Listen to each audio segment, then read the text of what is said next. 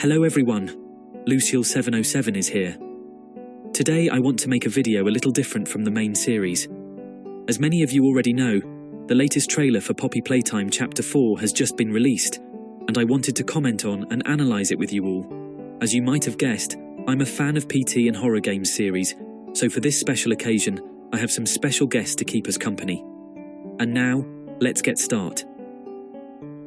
Okay, here we go. I've set everything up for the occasion, our guests have arrived, and now we're going to watch Poppy Playtime Chapter 4 trailer together. The cover of the trailer might already be spoiling something about the famous new character that has been talked about a lot in the last month, the jester or clown. Looking at it, it reminds me a lot of Koro-sensei. Not sure how many of you know this anime, where there's this demon that looks like an emoji that changes colour, and the students try to kill it with toy weapons. If you haven't seen it yet, I recommend checking it out. The anime is called Assassination Classroom. So, anyway, the trailer was released just yesterday, and it already has 3.9 million views. Such a result was only achieved by Five Nights at Freddy's, Ruin. Let's go ahead and watch it.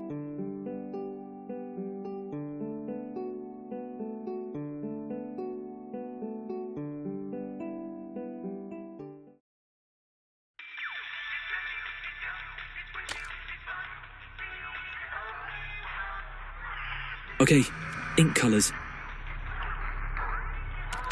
I think it's Doey, right? Interesting. Looks like a jail, with the siren alarm blaring in the background. Down here, it's not like anything you've seen above. It's hell. Wow. This is the prison, the place where the experiments were conducted. The red smoke. I don't like it. We've lost the mask. Oh, the doctor is here. Okay, here we have the color cube again. Wow, the server room. Eh? What? Is that a human body? Wow, whoa, Yarnaby. Safe haven. Interesting. There are no places you can hide. Gosh. Yarnaby is definitely my favourite character in this chapter. Not from me. Okay, why does Poppy react like this? Strange. Does she want to hide or is she at fault? I don't trust Poppy at all, to be honest. What the hell? Security? Are these the missing employees? Kissy's back, but she's all messed up.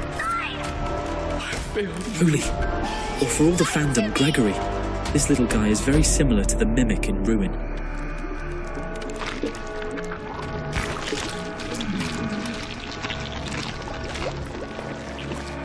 Hiya there, Hiya, need help. I guess. Follow me. Freak. I don't trust this big guy at all.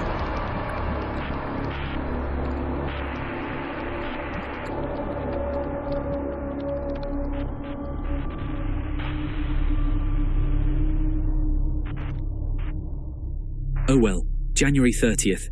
That means it's coming really soon.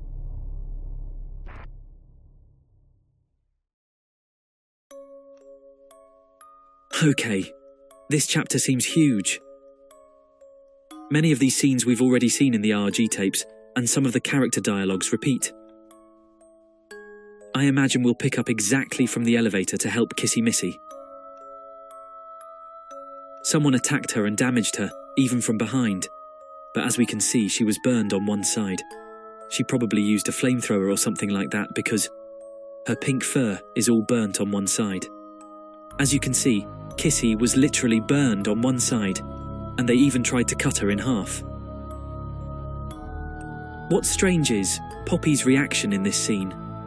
She turns and has that typical expression of someone who's done something bad and doesn't want to be discovered. Like, I need to hide. Or, if they talk, I'm finished. I had a theory about Poppy, where I said that she's probably the real final villain. For sure, Poppy hasn't told us the whole story. She only shared the part where she's described as the victim. But we all know that Poppy has betrayed us once already. She's manipulated us multiple times throughout the gameplay, prevented us from escaping the factory, and is leading us exactly where she wants us to go with her manipulation of fear, guilt, and victimhood. She wants us to defeat all the bosses on the various levels of the factory so she can achieve her final goal. She says the prototype is evil, but the deeper we go and the more we play, the more we realize that it's Poppy that the other toys want to keep away from. Also, someone in her isolation room, seen in Chapter 1, literally has "Go away, run, don't enter here" written outside. She says she was isolated by the prototype. But are we really sure Poppy is telling the truth? I don't know, honestly. In this scene, we hear Holly's voice, but how? Don't we have Holly's phone in our inventory? Why is she outside the room? That's suspicious. In the initial scene, we see these drops of colour on the floor. The music sounds like something from an old radio, and we even hear background interference. In the background, we can notice a red flashing siren, signalling an intruder or an escapee. The prison is completely destroyed. We can see another guard's corpse in the background and grab packs on the sides of the prison. These look like grab packs, right? We're now inside the prison where the experiments were held. We recently saw Bobby Bear Hug's ARG tape, and his report is found in the book, which I recommend buying. I'll leave the Amazon link in the description. Okay, this prison yard, I've seen it before. It reminds me so much of the Bron ARG tape, where he's put in this courtyard and then attacked by all the other toys. We can also see numbers 30 and 31 on the wall. In Chapter 3, we moved the red smoke from one area to another, and in Chapter 4 we're entering this very area. But we've lost our mask, so I think we'll experience several hallucinations. Where we meet Yarnaby, we're locked in a cage that looks like a security elevator. I'd love it if the gameplay mechanic with Yarnaby involved using the microphone, so you can't make noise in real time and must avoid screaming or getting scared, or else you'll be attacked, kind of like in the game Don't Scream.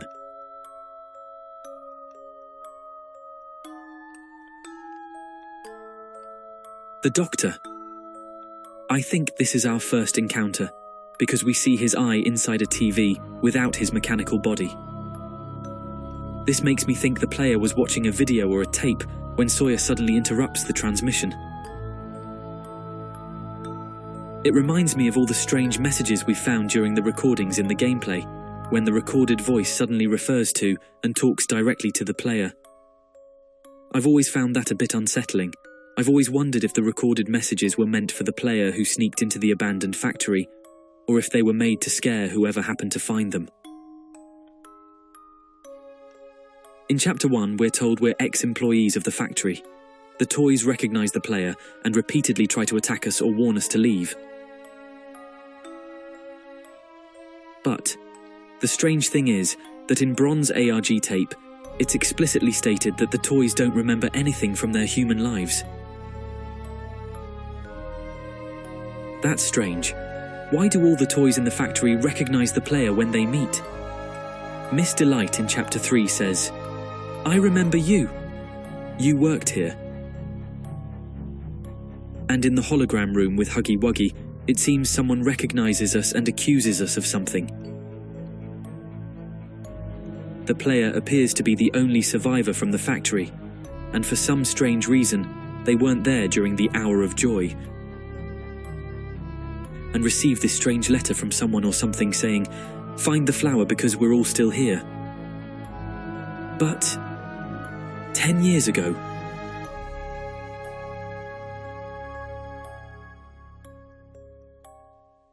after 10 years of investigation being archived, this strange message arrives.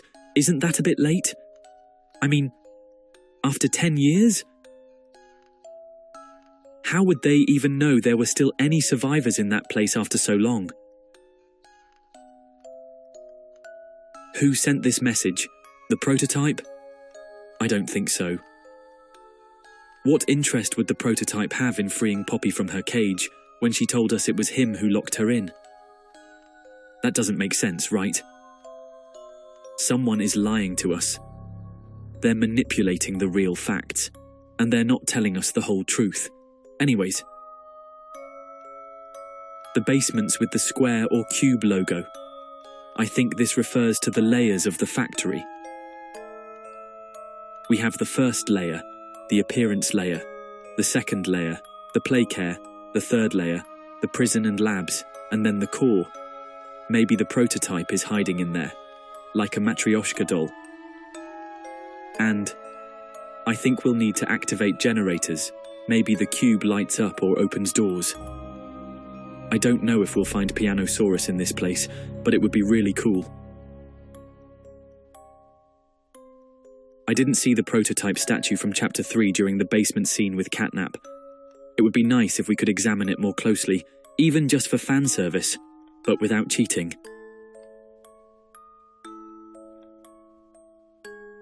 This is a server room. From here you can control the entire factory. There are all the security monitors and all the systems that keep the factory running. Sawyer is the boss who controls every corner. Indeed, throughout the gameplay of Poppy Playtime, we notice cameras and monitors everywhere. So I think Sawyer has been watching us since we entered the factory.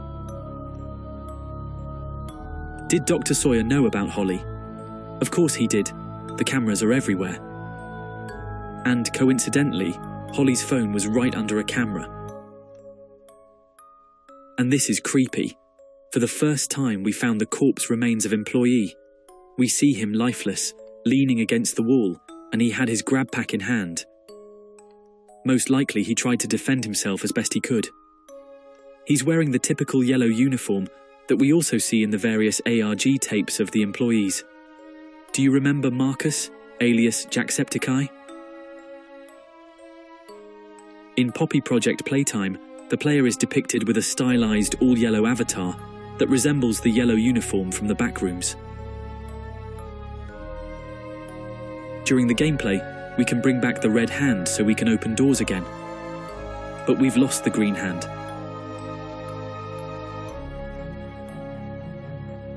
This is weird. Look at this drawing. Why is everyone so sad, and the only one who's happy is the one who keeps everything to themselves? The one who wrote, "We are safe," isn't the sad toys, but the one hugging them. In fact, under the main text, one of them writes, "I'm scared," referring to the one who's hugging them. Why would you be sad and scared if someone's hugging you? Then, we notice Poppy in the corner. Once again, we get confirmation that the toys hate her for some reason. The text says, "She left us. She abandoned us." There's something unsaid here, and Poppy is hiding it from us. "She left us" could also indicate a betrayal on her part. She betrayed us at the beginning of the game and continues to manipulate us throughout the gameplay. We don't know if she's good or bad, but her behavior is ambivalent, kind of like a jester or joker. I don't know. I don't trust Poppy.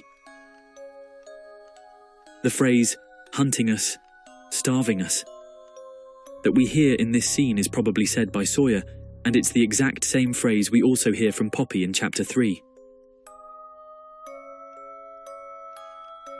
Okay, this is the dark corner, and apparently, you can look outside the factory. But on the floor, we still find traces of coloured ink, the same ones we saw at the beginning of the trailer. Obviously, it seems like we're still at the entrance to the prisons before we enter them. On the side, we also find a generator, so we'll probably need to activate some wires or insert batteries. I would love it if we encountered Pianosaurus in this scene, watching us. This is a pretty dark scene, and in the trailer, we see him emerge from a sort of dark cave, even though I imagined him much bigger, to be honest. We see Sawyer challenge the player, and it reminded me of the movie Saw with the famous phrase, "I want to play a game." We discover that he has many clones of himself that he can control remotely. I say this because we see a large wire behind him, descending from above, connecting Sawyer to the servers or the platform that's visible in the teaser images. We have a new mechanic. The purple hand, besides being able to jump, seems to be glitched, with electricity running through it. So we'll probably use it instead of the green hand. And here comes the most loved and hated scene by the entire fandom, the Weeping Angels Endos. Anyone who played FNAF Security Breach will definitely recognize this game mechanic. You had to keep your flashlight pointed at the animatronics and never turn your back on them, or they would attack. I think everyone will remember the Endos' level with both pleasure and frustration. Here, it seems that Mob Games wanted to present this mechanic to us with the Sawyer boss fight, maybe a time challenge, in a narrow and labyrinth-like area, with the TV heads jump-scaring you every time you miss the real Sawyer. The mechanic is very similar to the Endos, but I hope it's slightly different. Like hide-and-seek challenge where you need to guess or find the real Sawyer. It would be like Weeping Angels, but fresher for me, and more enjoyable. In this scene, we find nightmareCritters, and we can also spot a mini Huggy, which honestly made me smile. And I think it's an Easter egg for the Huggy Wuggy fandom. They all jump down from the vents and move incredibly fast. The nightmares seem much more aggressive than the Smiler's critters. Plus, the Rabbi Bat, I don't remember the name now, can fly. So, we need to be really careful from above, not just shooting from below. This place seems to be the square doors we saw opening in another scene in the trailer. It's the same place, right? The square doors with the cube logo. But we're on the outside of the glass, so I think we'll have to find an alternative way in, maybe through the whole cave on the side. And here's the gore scene. I think this chapter is definitely rated for older teens, PG-16. Anyways, we finally find the remains of the factory employees, those colleagues the mysterious letter mentioned in Chapter 1 who got the player involved in their desperate search in the factory. Someone definitely used a guilt trip to motivate the protagonist, otherwise no one would have gone searching for missing people in a factory after 10 years of deterioration without the police or investigators. But this is just my opinion. I would have run away while being chased, and headed straight for a vacation, abandoning the mysterious letter. But the player is much braver than me, so they ventured into places they probably should have never explored. We see the remains in the middle of a pool of blood that has decayed over time, the red smoke around, and it looks like they're trapped in this cage. I assume they tried to use the bars as protection from the creatures and got trapped inside here. However, what's strange is the way they're positioned. If you look closely, they all have an arm around a pole. That's weird. I hope the gameplay will reveal what actually happened. Could it be related to the Hour of Joy? I'm not sure. But most importantly, in this scene, we see for the first time the player lowering their grab pack. This indicates they were startled and let their guard down. It's unclear where it's coming from, because they're confronted with this unsettling scene right in front of their face, but it's definitely in the prison area. And here we have another intense scene. It seems to be one of the labs where the experiments and extractions were carried out. We also saw a similar background in the Bron ARG. Of course, there weren't any bags with bodies hanging yet. And here, we also find traces of the ink colours doey. This is pretty suspicious for me. Yarnaby, my favourite character. Okay guys, this is officially my new favourite character in Poppy Chapter 4. I absolutely love the design, the feline features. Yarnaby really reminds me of a lion. And this place is definitely the courtyard we saw in the teaser. So, it looks like it's going to be some sort of arena where we'll need to turn on or connect the wires to the generator, or maybe find the batteries, or both. Just like we did in the Playcare area for the gas station. The mechanic reminds me a lot of the catnap sequence from Chapter 3. It chases us through multiple rooms, and then we have the final boss fight. And anyway, the player's perspective here is super unclear. It seems like we're crouching or somehow much lower compared to the creature. Yarnaby looked massive in the teaser, but here it feels more like a nightmare critter. Even Pianosaurus seemed like a giant in the trailer, but then, in-game, its proportions were much smaller. I don't know, honestly. What do you guys think? Let me know in the comments below. And here we have the new twist villain. The ink colours drip down from a grid on the ceiling.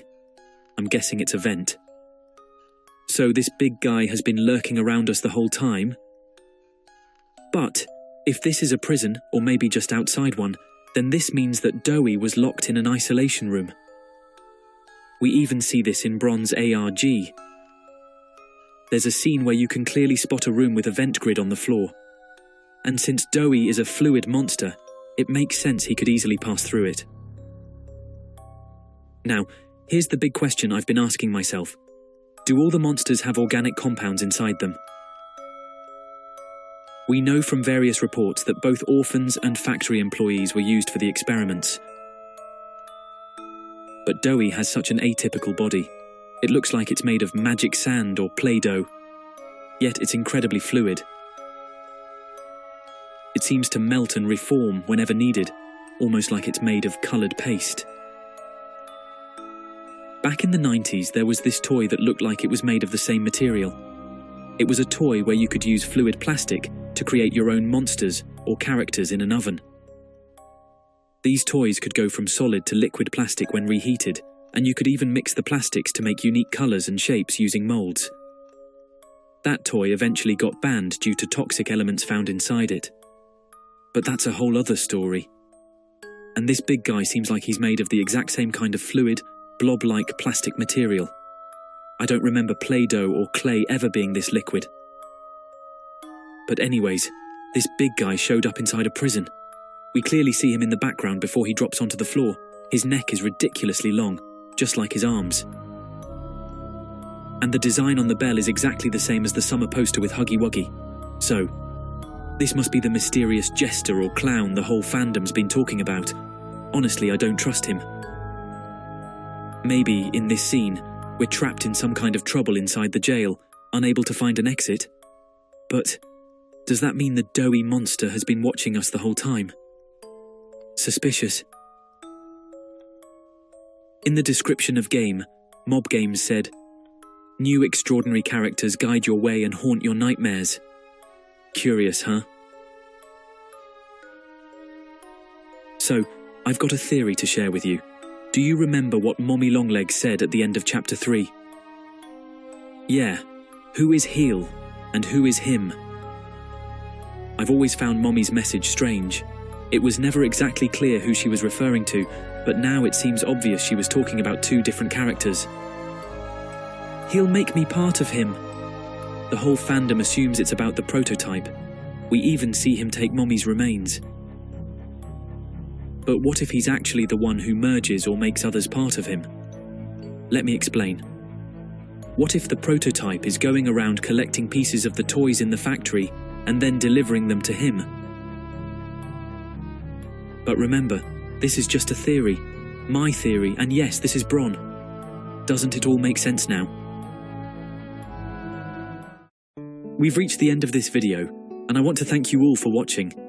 If you'd like to share it or show it to your friends, you're welcome. And don't forget to give me a like and maybe subscribe. Also, leave me a comment with your theory about it. I'm curious to know what you think. So, I'll see you in the next videos with my, and your, creepypasta series, Curse of the Unknown Entity, which will continue. Thanks for your support, and see you next time.